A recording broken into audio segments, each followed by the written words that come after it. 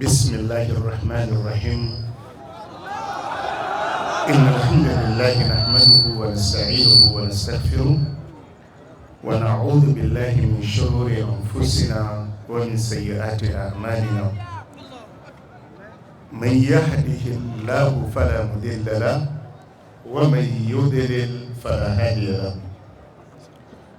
وأشهد أن لا إله إلا الله وحده لا شريك له وأشهد أن محمدا عبده ورسوله يا أيها الذين آمنوا اتقوا الله حق تقاته ولا تموتن إلا وأنتم مسلمون يا أيها الناس اتقوا ربكم الذي خلقكم من نفس واحدة وخلق منها زوجها وبث منهما رجالا كثيرا ونساء واتقوا الله الذي تساءلون به والأرحام إن الله كان عليكم رقيبا يا أيها الذين آمنوا اتقوا الله وقولوا قولا سديدا يصلح لكم أعمالكم ويغفر لكم ذنوبكم ومن يطع الله ورسوله فقد فاز فوزا عظيما أما بعد فإن أصدق الكلام كلام الله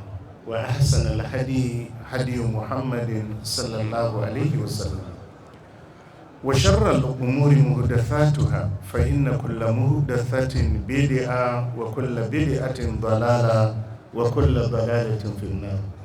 السلام عليكم ورحمة الله وبركاته.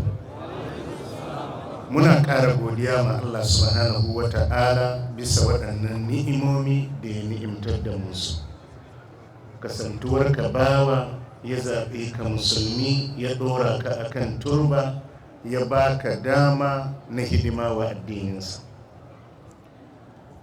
Kamar yadda ɗan uwana Profesor Mansur Isa Yalwa ya gabatar da nasiha wa matasa.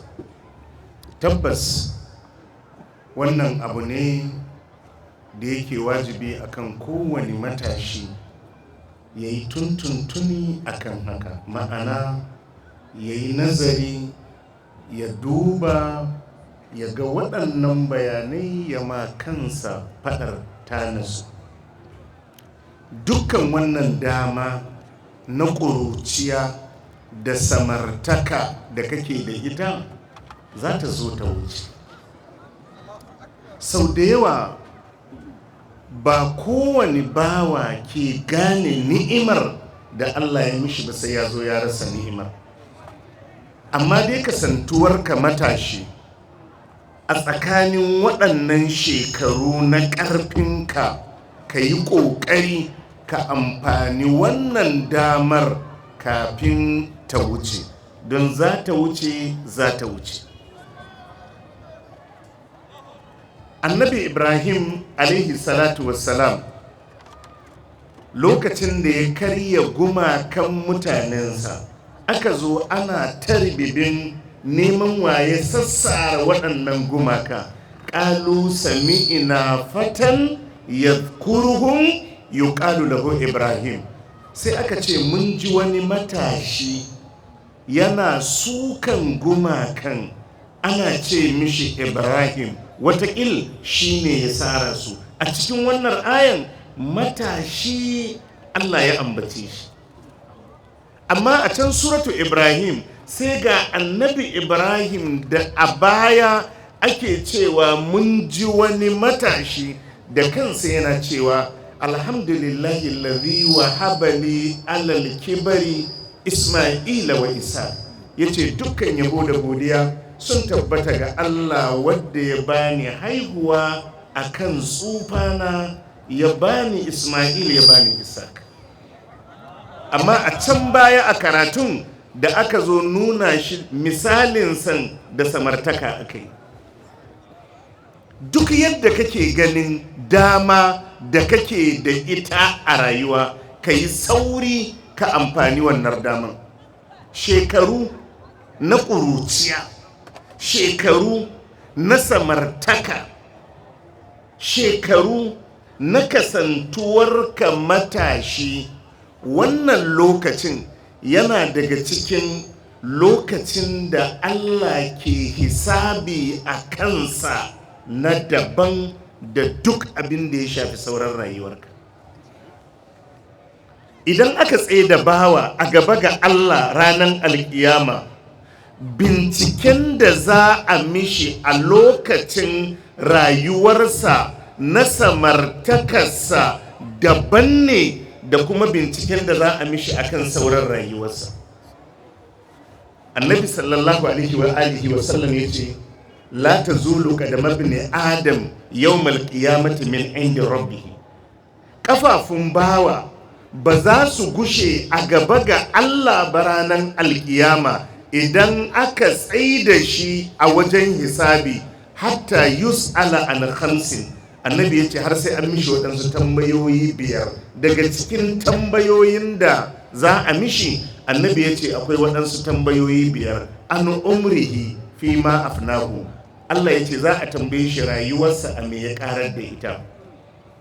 Shekara 50 kai, 30 kai, 100 kai, 70 kai, dukkan adadin shekarun da Allah ya baka zai tambaye ka, ya ce ka mishi bayani a me ka karar da waɗannan shekaru. Sai kuma ya ce wa an shababihi fi ma a balahu, sannan Allah zai tambaye shi a kan samartakarsa a me ya tafiyar da shekarun samartakarsa. Kaga tun da an tambaye shi rayuwarsa gaba ɗaya, ai kaga har samartaka ta shiga.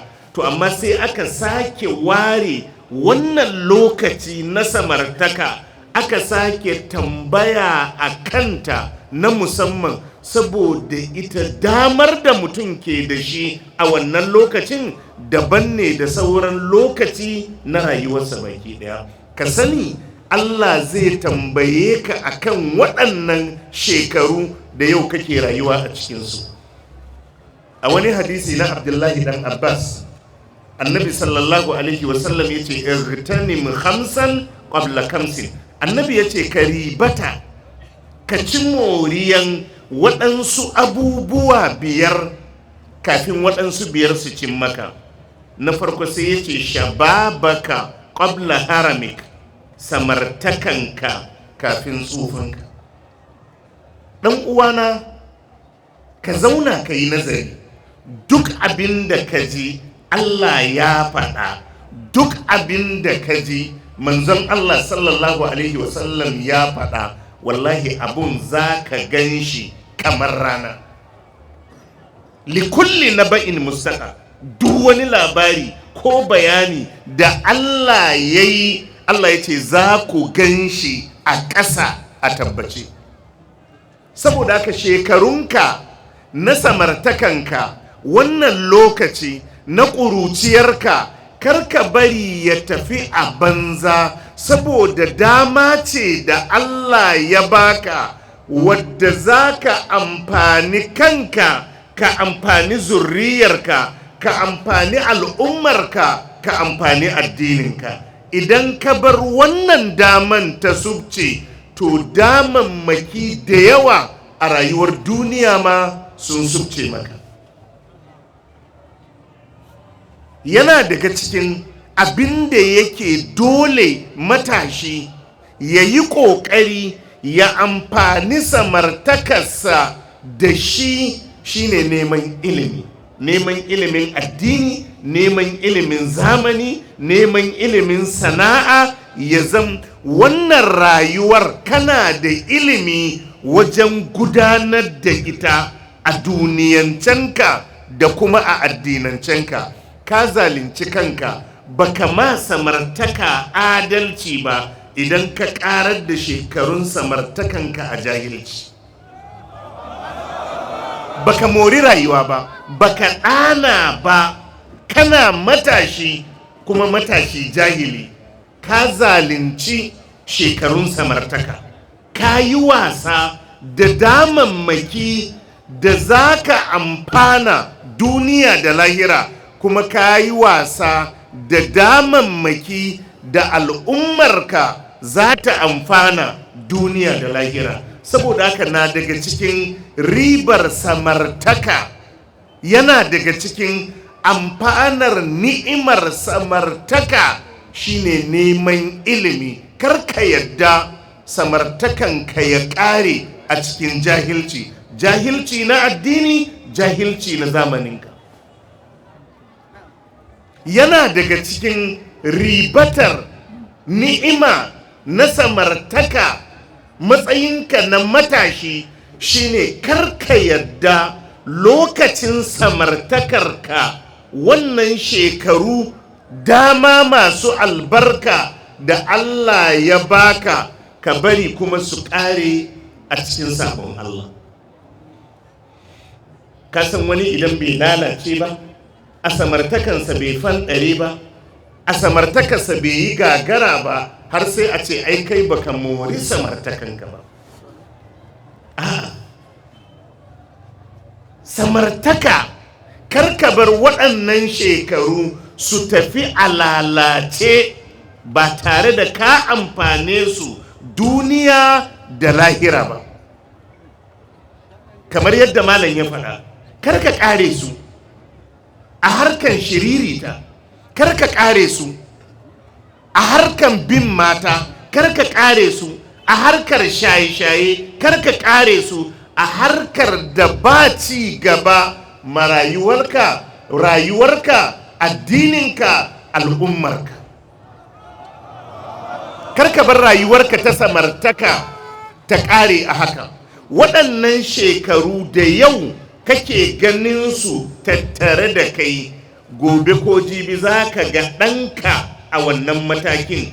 A lokacin za ka gane ka yi wasa da wannan damar. Idan ana tura ka makaranta ba ka so, ran da ka sa ɗanka a makaranta bai je ba, a lokacin za ka gane abin da kama babanka. A lokacin ne za ka gane ashe haka mahaifinka yake ji in ya tura ka makaranta baka je ba. Sai ka tura ɗanka makaranta ya wuce yawo, za ka ji abin da suke ji. To ka yi ƙoƙari ka tare waɗannan ƙofofin kafin kai ma waɗancan shekarun su cin maka.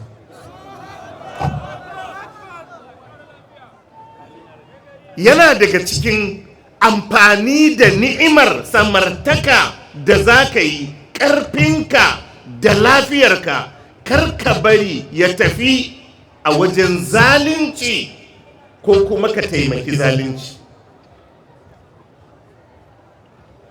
Duka mafarauta, maɓarnata, farautan matasa suke yi. Me yasa? Saboda su ne suke da ƙuruciyar da za su yi amfani da ita. Idan mawaƙi ne, matasa yake so. Mawaƙi ya zo neman wadda zai yi aiki da su, ya nemi masu furfura ne? Bayi bukatansu, matasa yake so. In mata ne, 'yan mata yake so. Idan 'yan siyasa ne, matasa suke so. Duk wadda ya buɗe fiƙarsa zai yi farauta, za ka ga matasa yake so ya farauta. Me yasa? Saboda ƙwaƙwalensu lafiyayyu ne, saboda jinin jikinsu lafiyayye ne.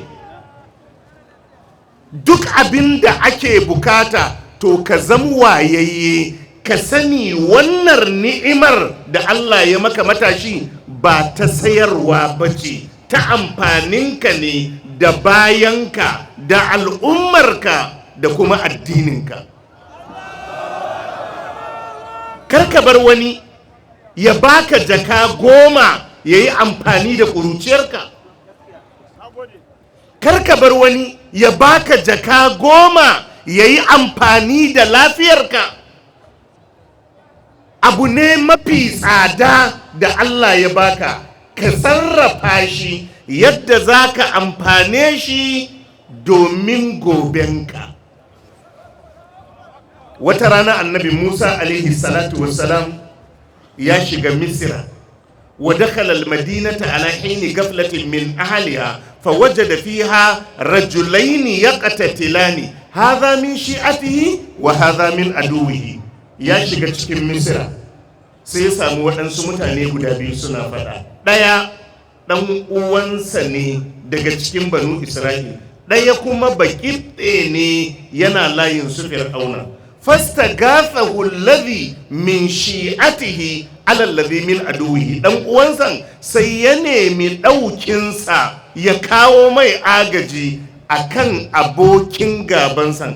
Annabi Musa na zuwa yana ƙoƙari ya raba, shi wannan baƙibɗe sai ya bangaji annabi Musa, fa wakazahu Musa. Annabi Musa sai ya dunkule hannu ya naushe shi, fa qada alaihi, sai ya yarda shi gawa. Yana ganin ya faɗi ƙara sai ya ce haza min amali shaitan. Ya ce wannan abun da na yi cikin fushi aiki ne na shaitan. Innahu aduwwun mudillun mubin. Ya ce kuma shaitan maki ne mai batarwa a fili. Kala rabbi, sai ya ce ya ubangiji, inni zalamtu nafsi, na zalunci kaina, faghfirli, Allah ka gafarta mini. Innahu huwal gafurur rahim. Faghfara la, Allah ya gafarta mishi. Innahu huwal gafurur rahim. Allah mai gafara ne mai jin kai. Hakan ya faru ne kafin ya zama annabi manzo. Amma duk da ya tuba, ya ambaci abinda yayi aiki ne, ingizawa ne irin na shaidan. Kala rabbi, sai ya ce ya ubangiji, bima an'amta alayya, saboda ni'imar da kamun ta lafiya da ƙarfi da dama, falan akuna zahirar lil mujrimin. Yace amma dai bazan taba taimakon mujrimai ba. Wani mara gaskiya yace na kawo ɗauki ne akan za a zalunce shi. Yace to amma dai bazan taba amfani da ni'imar da kamun in taimaki masu laifi ba. To kai ma matashi, karka yadda samartakanka, shekarunka, ƙuruciyarka ka yi amfani da shi wajen taimakawa azzalumai. Su yi amfani da ku a siyasa, a bugi wasu, a ɓata zaɓen waɗansu, a ƙwace zaɓen wasu, a zai a yi ɓarna, duka kuma da ƙuruciyarku da lafiyarku. Gobe ko jibi in wannan ni'imar ta gushe, to kuma da su ajiye ku. Yana daga cikin godiya ga Allah bisa ni'ima na samartaka da Allah subhanahu wa ta'ala ya baku, shine taimakon gaskiya da kuma taimakon addini. Ka sa ƙarfinka, ka sa lafiyarka, ka sa basirarka wajen ganin aikin alkhairi ya ci gaba. Akwai abin da in ba ku ba matasa ba zai yiwu ba. Maimakon a yi amfani da kai wajen barna da mummunan aiki, to ka ba da kanka wajen aikin alkhairi da taimakekeniya a cikin al'ummarka da kuma hidimar addininka. Ka ba da gudumawanka. Allah zai tsaye da kai ya tambaye ka, wannan samartaka da kai a me ka kare shi? Sai ka ce a hidimar addini da taimakon jama'a ka kare. Kaga aika ci jarrabawarka. Idan kuma waɗannan shekaru, wannan lokaci ka karar da shi ne akan abinda ba zai amfane ka ba, ba zai amfani al'ummarka ba, ba zai amfani addininka ba, to kaga ka cutar da kanka a ranar haɗuwarka da Allah, don Allah ba zai barka ba.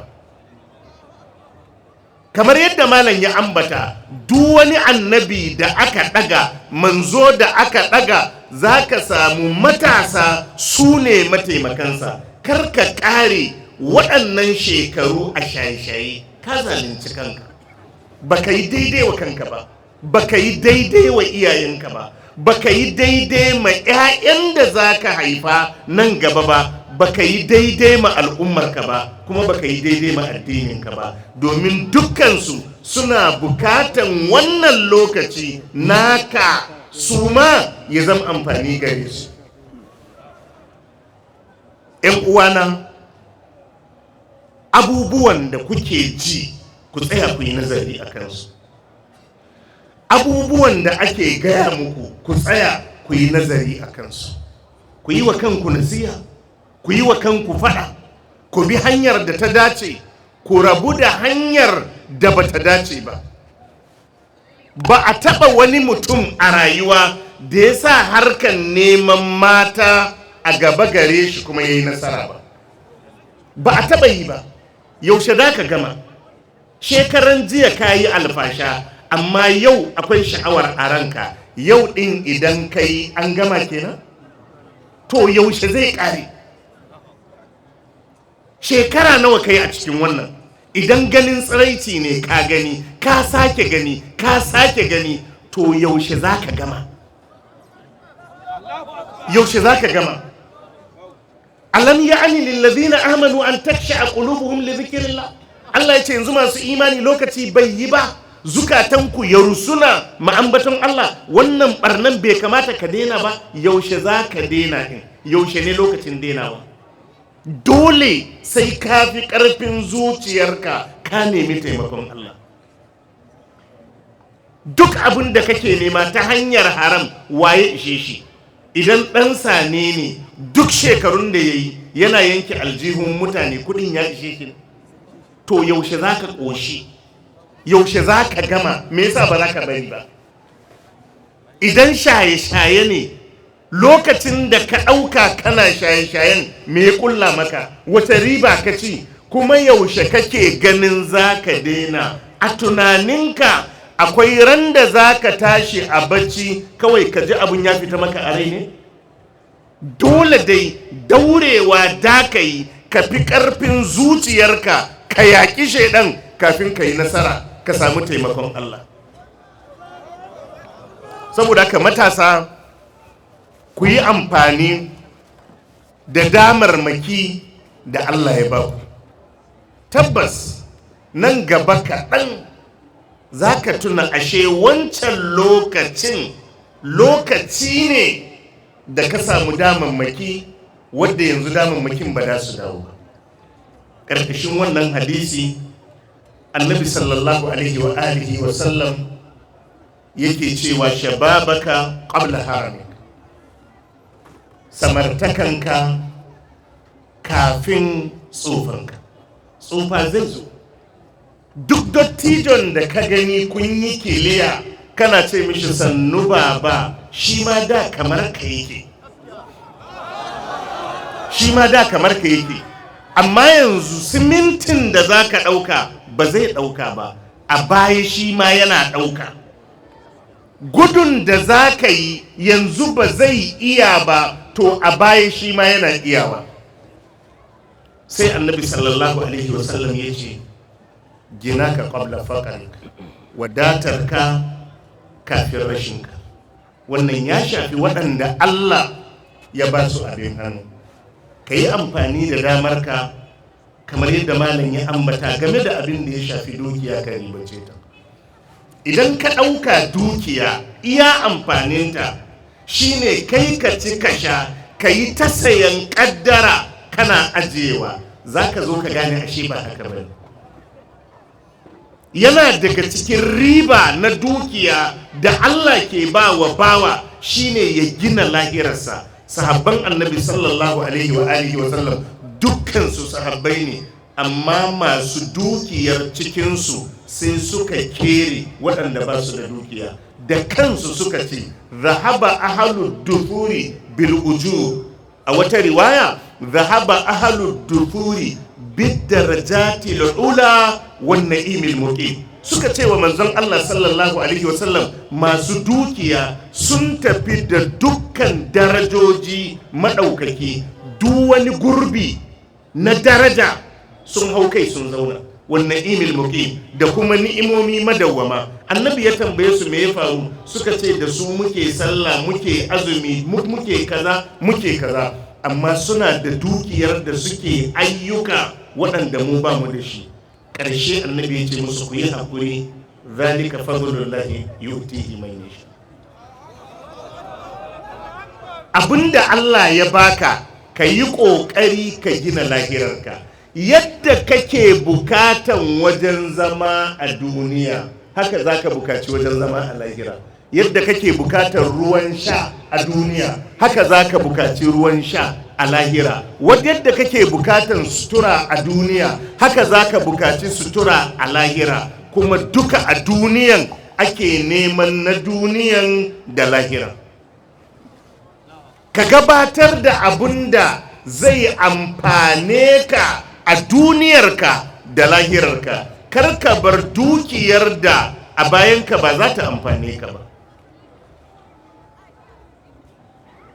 Faraga ka qabla shughlik, lokaci da kake da shi kafin abubuwa su addabe ka su maka yawa. Ka tashi ka nemi ilimin addini, ka tashi ka amfanar da lokacinka. Da yawan mutane wani da kansa zai ce bari in je mu dan bata lokaci. Lokaci tsadarsa ya wuce mai hankali ya bata shi. Ya wuce mai hankali ya bata shi, domin lokaci ko bacci kake yi shi wucewa yake yi, baya tsayawa. Ba zai jira ka har sai ka tashi ba. Ba zai jira ka har sai ka tashi ba.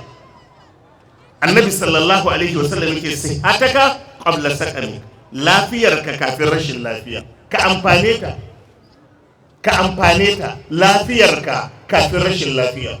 Yadda muke maganan nan, wani yana kwance a asibiti gidan likita, daga ɗakin da yake kwance yake jinya ya fi wata 5 bai tako bakin asibiti ba, a cikin ɗaki ne.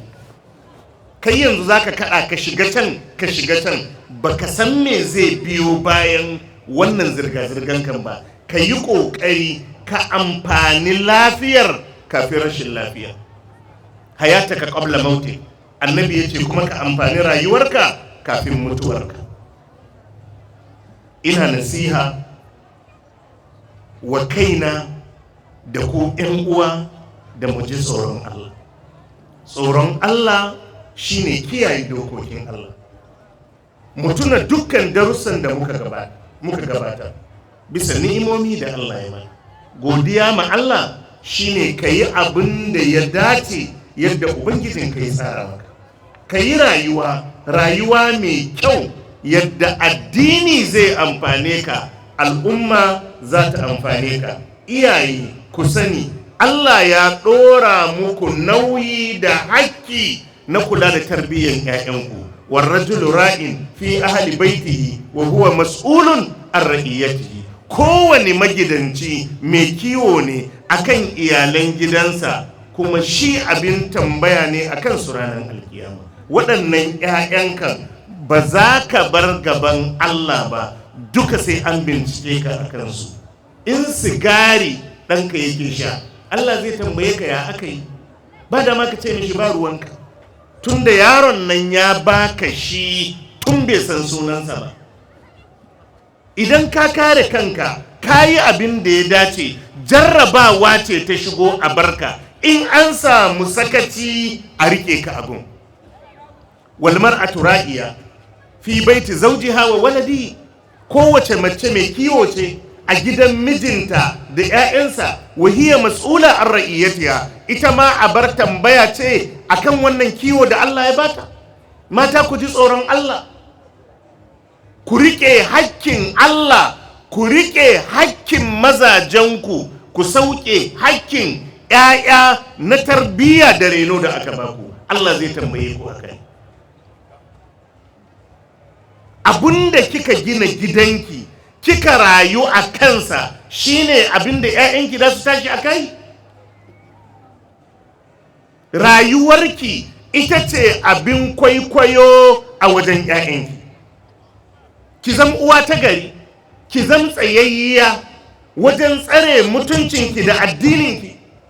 Ki sani waɗannan yara amana ne a hannunki. Ki sani rayuwarki su ne mafiya kusanci. Wata matar saboda lalacewa za ka samu ƙarya su a bakin mamansu suka koyi ƙarya. Ba a anguwa aka ɓata su ba. Zagi wannan zagi a yi ashar wani ba a anguwa ya koya ba, a gun mamansa ya koya. Ta zagi ubansa, ta zagi uwarsa, shi a bakin mamarsa ya koyi zagi. Akwai uwar da za ta haɗa kai da ɗanta su yi ƙarya wa babansa. Ta yaya za ki yi nasara a rayuwa? Yaron da aka baki amana, wata tana tare da 'ya'yanta a gidan, babansu zai shigo, ta yi wa baban bayani, su 'ya'yan sun san ƙarya mama take yi wa baba. Ke da aka baki amana, ki kula da su.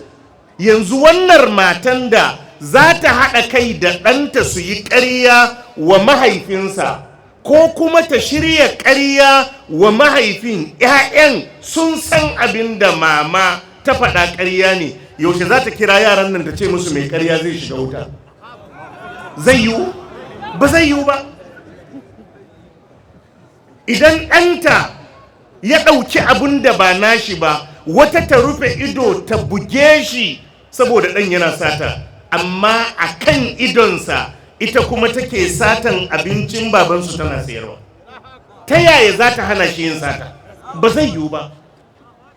Wani yaron zai tafi masallaci da mahaifinsa, kai wani mahaifiyar ne za ta kora shi ta ce ka je masallaci kai sallah, amma zai je masallacin ya dawo ya same ta ita ba ta yi sallan ba. Ta yaya za ki tsare wannan amana? Ɗaliban ilimi, ku ji tsoron Allah, ku tsaya ku yi abin da ya dace. Ba abin da ya dace da matashi kamar yadda muka ambata, kamar neman ilimi. Babu wani abu da Allah zai taimake ka da shi a rayuwa kamar neman ilimin addini. Annabi ya ce, man yuridillahu bihi khairan yufaqihu fid din. Duk wadda Allah ke nufinsa da alkhairi, Allah sai ya fahimtar da shi addini. Duk wadda kaga ya kama hanyar neman ilimi, to ya kama hanyar shiga aljanna ne. Man salaka tariqan yaltamisu fihi ilman sahala Allahu lahu bihi tariqan ila aljanna. Malamai masu karantarwa, masu da'awa, masu wa'azi, duka a ji tsoron Allah. Yana daga cikin mafi girman ni'ima da Allah zai maka, shine ya sa ka a layin masu karantar da addini ko masu kira zuwa ga Allah. Ai shi yasa ake cewa malamai magada annabawa. Akwai wani gadon arziki da zaka samu a rayuwa kamar a ce ka gaji annabawan Allah? Babu. Duk wanda ya hau wannan layin, Allah ya mai arziki. Kar ka barar da wannan dama da Allah ya baka saboda son zuciyarka. Allah ya saka a layi mafi kima. Kowane bangare da magadansu, annabawa ba 'ya'yansu ne magadansu ba. Annabi ya ce malamai su ne magadansu. Allah ya baka goma ta arziki, ya datar da kai, ba wani abu da za ka nema ka bi a rayuwa mafi alkhairi kamar abin da Allah ya maka. Yana daga cikin abin da yake haƙƙi a kan malami kafin ya yi nasara, shine ya yi aiki da abin da ya karanta, yake karantar da mutane. A ta'amuruna nasa bil birri wa tansawna anfusakum wa antum tatluna alkitaba afala ta'qilun. Kama mutane wa'azi, ka kira su, ka gaya musu duk abin da zaka gaya musu, kai ka ki aiki da shi. Annabi Salihu alaihi salatu wassalam yake gaya wa mutanensa, wa ma uridu an ukalifakum ila ma anhaakum anhu. Yace bazan taba saba ba ma abin da nake hana ku ba. In hana ku abu, ni kuma in je in yi, to na daga cikin abun da ke nuna maka karatunka yayi albarka, shine kai karatunka ya shiryar da kai. Domin duk wanda iliminka zai amfane shi, lamba ɗaya wadda ya fi cancanta ya mori ilimin, kai mai ilimin. Abu na biyu shine kira zuwa ga Allah. Kar ka tara ilimi, ka san ilimi duk kashinsa, sannan ka naɗe ƙafa ga barin kiran mutane zuwa ga abin da ka sani. Balligu anni walau aya. duk wanda Allah ya bashi ilimi to an ɗora mishi kuma nauyin nusar da bayin Allah zuwa ga abin da Allah ya bashi. wa iz akada Allahu mithaqal ladhina utul kitaba latubayyinunnahu lin-nasi wa la taktumunahu. Allah ya ce mun yi yarjejeniya da alkawari da waɗanda aka ba su littafi za ku fito kuma mutane bayani ba da ku ɓoye ba. Duk wanda aka ba shi ilimi ya ɓoye ya cutar da kanshi. Karkare na kanka, kai dai karka shiga abin da baka da ilimi a kansa. Udu ila sabili rabbika bil hikma wal mau'izati al hasana. Kai kira.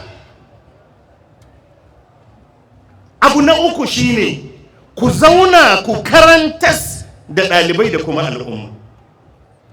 Walakin kunu rabbaniyina bima kuntum tuallimunal kitaba.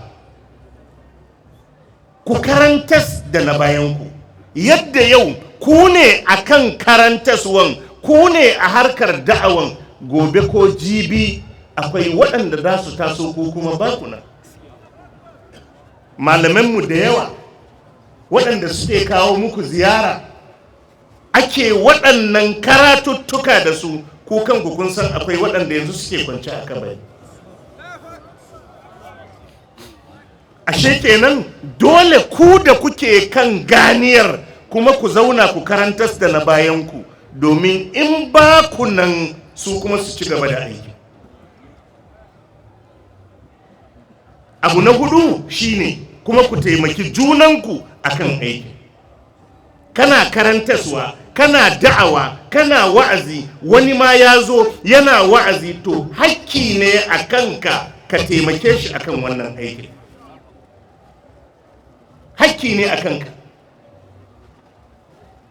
wa iz akada Allahu mithaqan nabiyina lama ataitukum min kitabin wa hikmatin thumma ja'akum rasulun musaddiqun lima ma'akum latu'minunna bihi wa latansurunnahu qala a aqarartum wa akadtum ala dhalikum isran bi ma'ana ahadi qalu aqarna.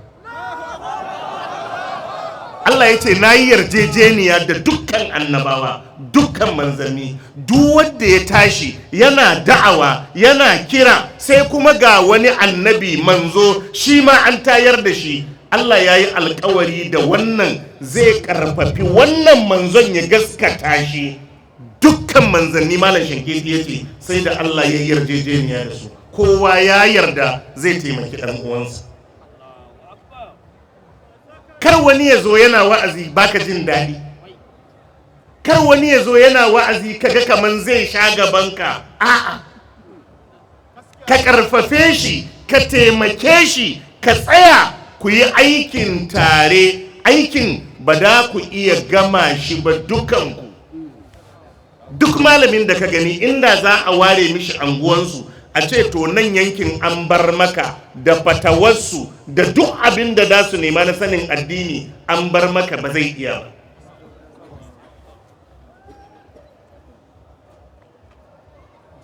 Muna kira ga al'umma da ku ji tsoron Allah. Abin kunya ne a dunkule a jama'ance a ganku a cikin sabon Allah. Yadda aka yi taron nan, wani lokaci haka za a wayi gari makiɗi ya zo kuma an taru. Ba ka ji kunyan Allah ba, ba ka ji kunyan Allah ba, ka ji kunyan Allah ba. Ku yi gungu, ku yi gangami na saba ma wanda ya halicce ku. Banda laifin da za ka yi a ɓoye, banda abin da za ka ji naka, ka kashe dukiyarka wajen a yi abin da wadda ya baka dukiyar bayi so. Yanzu kai sa kai ya ma Allah, kai za ka ɗaga hannu kana roƙon Allah ya maka abin da kake so, kai kuma ka sa dukiya ka mishi abin da bayi so. Ya kamata ka cire dukiyarka ka ɗauki nauyin makaɗa da mawaƙa da mata, a zo a saba ma ubangijin da ya baka kuɗin. Ba ka ji kunyarsa ba? Ku ji tsoron Allah, ku ji tsoron Allah, ku tuna duk daren daɗewa za ku haɗu da Allah. duk daren daɗewa. Inna rabbaka labil mirsa. Allah ya ce ina jiran kowa, shine ma'anan inna rabbaka labil mirsa. Allah yana jiran kowa, duk abin da kake yi yana jiranka, kuma da ku haɗu. Ya ayyuhal insanu innaka kadihun ila rabbika kadan famulaqihi. Da a haɗu, da a haɗu, da a haɗu, da a haɗu. Ku gyara rayuwarku, ku inganta rayuwarku, ku zama abin sha'awa, ku bi Allah, ku bi manzon Allah sallallahu alaihi wasallam, ku rayu rayuwa ta nagarta. Kar sashi ya cuci sashi, kar sashi ya zalunci sashi, kar sashi ya aibata sashi, kar sashi ya ɗauko ɓarna ya kawo cikin sashi.